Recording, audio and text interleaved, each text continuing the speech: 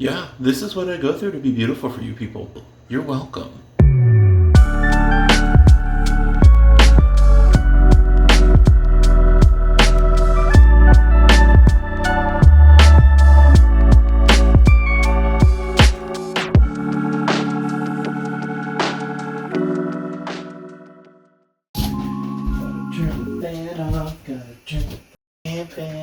It's so loud. Okay. Hi friends, it's me Ryan, and that was creepy and robotic. Hi friends, it's me Ryan again, and this week is... I guess...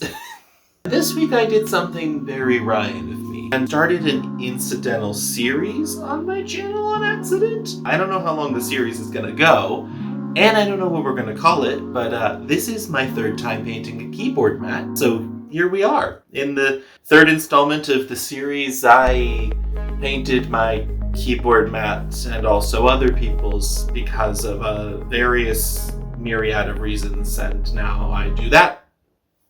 So coming up at the beginning of next week is my stepdad's birthday, and incidentally, when my mom went and purchased herself a keyboard mat, somebody else also incidentally really liked the keyboard mat, and that was my stepdad. So he ended up buying the exact same keyboard mat as my mom, and it was on his desk playing with LEDs, and we never talked about doing anything on it. However, I happen to know my stepdad. I know, crazy. And one of his biggest interests is Betty Boop. As long as I've known him, he's been a huge Betty Boop fan. We used to have a cardboard cutout in his room. We've had little pictures. Some of our coasters have her on them. You see where I'm going with this, don't you? I had the idea to give him his own custom keyboard mat as a surprise that was Betty Boop themed, because he doesn't have the cardboard cutout in his room anymore, and my whole spiel last time about blah blah blah, creative, blah blah blah, make everything your own, blah blah blah. Very well said this time. Good words. This week... Great. That was nice. Okay, I think we're done with the whole video. We're done. Thank you so much for watching. See you later, friends. Welcome to episode 3 of whatever this is. And let's go ahead and get into the process of designing the boop.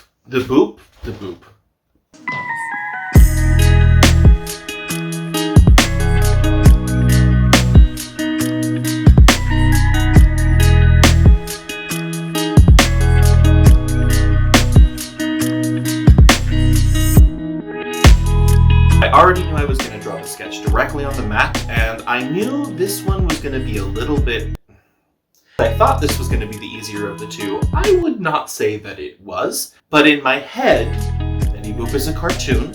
She's very graphic, she's very two-dimensional, so without having to blend so many colors, I didn't have to wait for watercolors to dry. I thought it would be a pretty straightforward process. Shocking, that's not what happened. The one thing I knew was going to be a little bit easier is that I was only going to use the Posca markers, which did make things a little bit more streamlined and a little bit easier, but unfortunately one of the main hurdles I initially encountered was that I didn't have any Posca markers remotely close to the right skin tone to make Betty Boop's skin. So that was a big problem. So once I spent way too much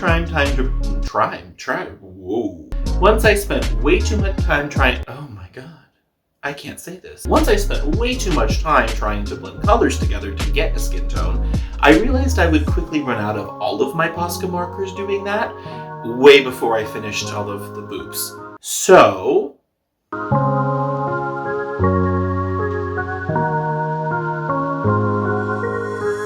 Surprise Michael's trip. She's not very excited. I'm excited. I'm so excited.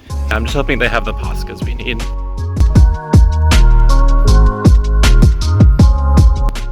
And now we wait, and I'll talk to you later. Bye. And that was a wonderful success. We've got our Poscas and a couple extra blacks and whites, and now we just brave the streets home.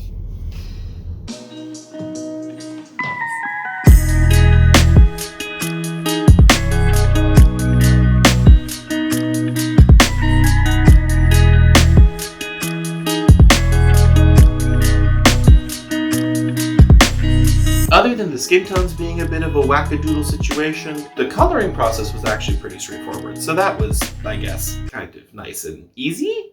I guess? I don't know. I don't know why I thought this was going to be easier. I think the design was simpler, but even that I kind of complicated by doing 4 of them, so I don't really know what I thought was easy about this. And so once they were colored in and blocked out, I could then go over with the black once it was more dry, and just draw in all her little lines and hair and anything that was black, and that turned out to work great.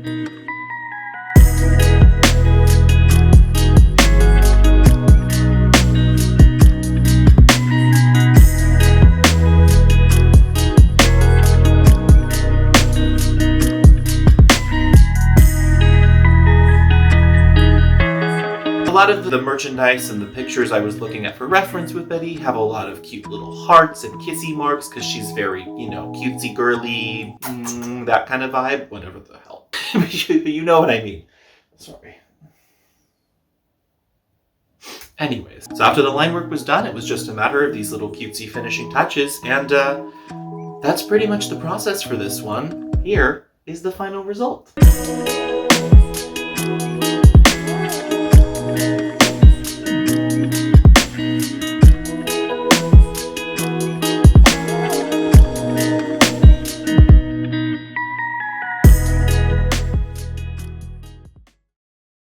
And that's the results. Honestly, given the little bit of a hiccup, I actually think this one is my favorite by far that I've ever done. I like the graphic quality.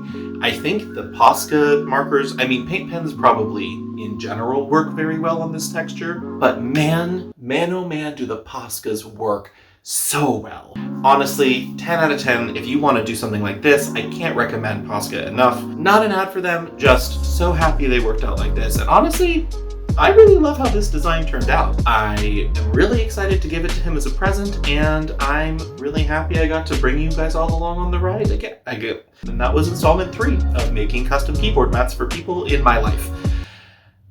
Thank you everybody so much for watching. Don't forget to like, comment, and subscribe, and tell your friends, tell your family, tell anyone you want, bring them over. I'm sure we'll have a good time. I'm trying to make a lot of different types of content, so if you want to see his actual reaction to getting the mat back and seeing what's on it, you can follow me any of these places and get the official actual reaction to him getting the mat back. Thanks for being here, friends, and I will see you in the next video, which I promise is not another keyboard mat. But there might be another one coming soon, cause when I did my mom's, I might have got paint on mine, even though I was careful, so I have to do another one anyways. Okay, have a great rest of your day, friends. Take care.